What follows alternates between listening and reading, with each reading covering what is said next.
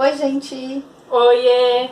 Hoje a gente vai gravar o vídeo do nosso livro do mês, A Morte é um Dia que Vale a Pena Viver, da Ana Cláudia Quintana Arantes. A gente já comentou sobre esse livro com vocês aqui no canal e foi a nossa leitura do mês de junho.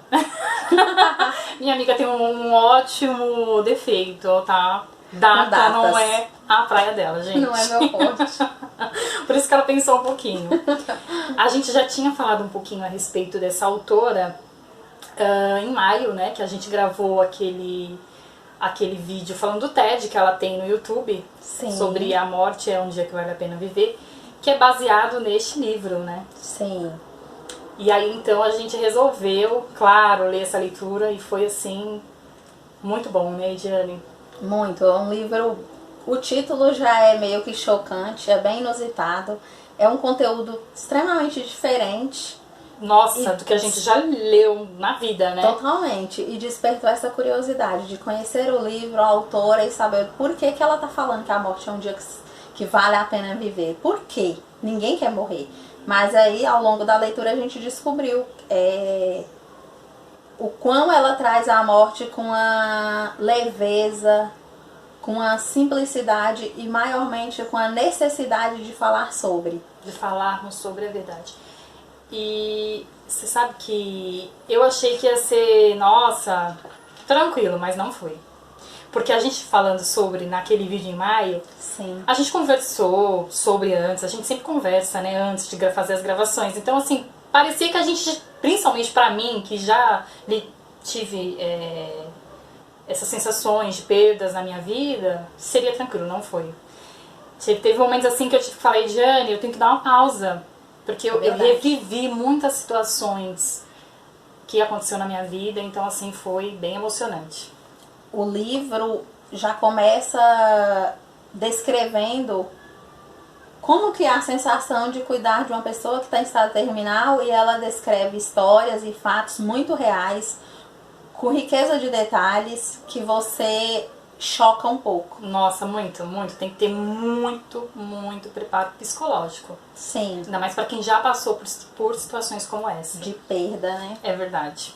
E aí, a gente separou aqui alguns trechos do livro que a gente resolveu trazer, assim, pra tá conversando sobre, né? Sim. Que é na página 60, né? Isso. Sonhamos com o nosso futuro e vamos à luta. Sonhos tão humanos de ter uma carreira, uma família, um amor ou vários. Filho, casa própria, viagem, ser alguém na nossa vida ou na vida de alguém. Buscamos orientação somente para as coisas mais incertas. Quem garante que vamos ter sucesso na carreira? Quem garante que encontraremos o amor da nossa vida? Quem garante que teremos filho ou não? Quem garante? Ninguém garante nada sobre essas possibilidades. Mas a morte é garantida. Não importa quantos anos viveremos, quantos diplomas teremos, qual o tamanho da família que formaremos, com ou sem amor, com ou sem filhos, com ou sem dinheiro, o fim de tudo, a morte, chegará. E por que não nos prepararmos? Por que não conversarmos abertamente sobre essa única certeza? Essa parte é muito bonita. É muito bonita porque é uma verdade, é uma grande verdade. A gente só se preocupa com viver a vida. Viver.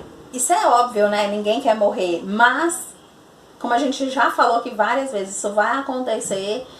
E para esse tema, esse assunto deixar de ser um tabu, a autora traz essa reflexão, né? De pensar que a gente precisa pensar isso nessa questão da morte e tentar entender. Acho que até para quando a gente vai passar sobre, a gente conseguir ter uma aceitação melhor, né? Sim, porque é a única certeza que a gente tem, né? Só que a gente nunca está preparado para isso.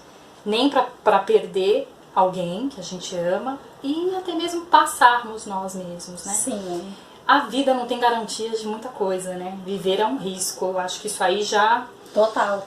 É um boom, né? Uma instabilidade.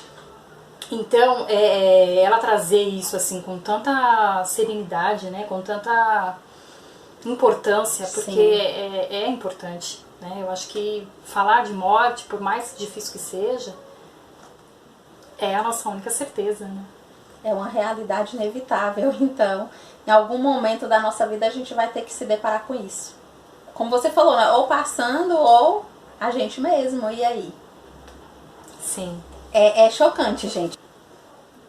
Que a gente vai ler aqui para a gente fazer um fechamento aqui com vocês.